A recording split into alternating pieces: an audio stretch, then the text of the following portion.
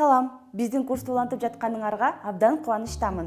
Өткөн сабакта соц тармактары үчүн тартылган видеонун форматы жана жанры тууралуу айтып бергем. Бул ирет кайсы социалдык тармакта кандай жанрлар колдонуларын Клооптун мисалында айтып берем. Биз күн сайын кандай видео даярдайбыз жана алардын өзгөчөлүктөрү эмнеде?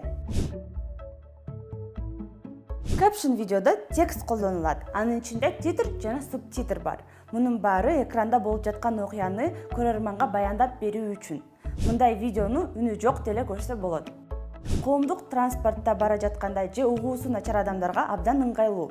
Мындай видеолор адатта 3 мүнөткө чейин. Титр текст менен берилген маалымат. Биз титрдин жардамы менен видеонун башынан аягына чейин болуп өткөн окуяны баяндайбыз. Эгерде телевидениедеги жаңылыктарды маалыматты көрүүчүгө кадр артында журналист жеткирсе, caption видеодо текст аркылуу берилет. Титрге эмне жазылат? Титрге биз окуянын кыскача баянын жазып, маанилүү жагдайларды башка түс менен белгилеп коебуз. Мисалы,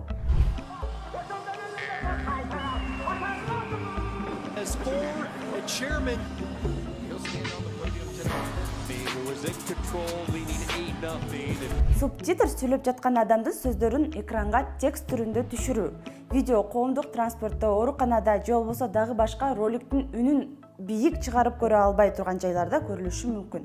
Көрүүчү эмне жөнүндө кеп болуп жатканын билиш үчүн субтитр керек. Угуусу начар адамдарга да көрүүгө мүмкүндүк берет. Башка паспорт алганын айтып чыкты. Бакиевдин 2 белорус паспорту бар. Caption видеону Facebook, Instagram же YouTube'га дагы жүктөсө болот. Клоп YouTube'га жүктөйт, бирок бул платформа мындай кыска видеолорго анча ылайыктуу эмес. Бул видео жанрда тигил же бул теманы кенен түшүндүрүп беребиз. Мисалы, жаңы мыйзам долбоорлор, жаңы тренддер, тарыхый окуялар. Адатта түшүндүрмө видеолорду YouTube'га ылайыктап туурасынан 16:9 катыштагы форматта тартабыз. Ал үчүн телефонду туурасынан кармашыңыз керек болот. Мындай видеонун узактыгы 5 мүнөттөн 10 мүнөткө чейин. Чынында YouTube'тун көрөрмандары мындай узун видеолорду деле тажабай көрө беришет.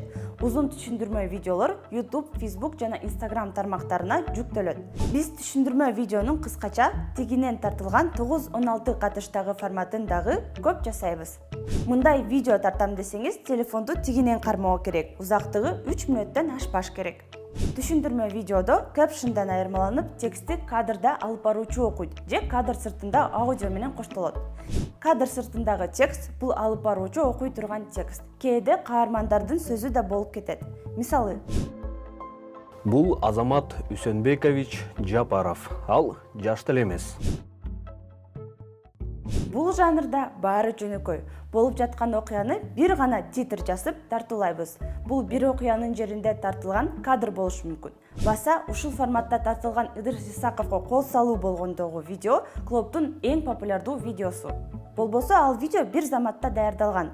Бул жанр үчүн экрандагы окуя абдан кызыктуу болушу зарыл. Көрүүчүгө кыскача түшүндүрмөдөн башка маалымат талап кылынбайт. Ансыз да баары түшүнүктүү. Биз маалыматты болушунча жөнөкөй берүүгө аракет кылабыз. Ошол максатта разговор рубрикасын ойлоп тапканбыз. Мындай скечтерде алдын ала даярдалган диалог колдонулат. Каармандар кайсы бир теманы талкуулашат. Логика түшүндүрмө видеодогудай эле, бирок скечте фокус кууш болушу мүмкүн. Ошондуктан бир ойду 40 секундта жеткирүүгө аракет кылабыз. Мисалы, сырткы келбетиңе асылат го. Анда комментарийлерди окуй эле койчу.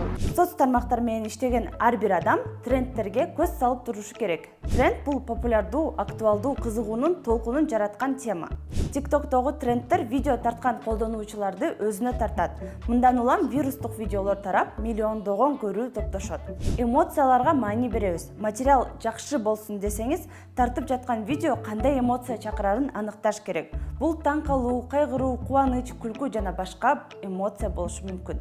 Кайсы бир ойду 3-10 секундка батыруу оңой эмес, бирок трендтердин логикасына карап аткарсак, колубуздан келет. Мисалы, бул видео. Жүрек тулап оттай жанган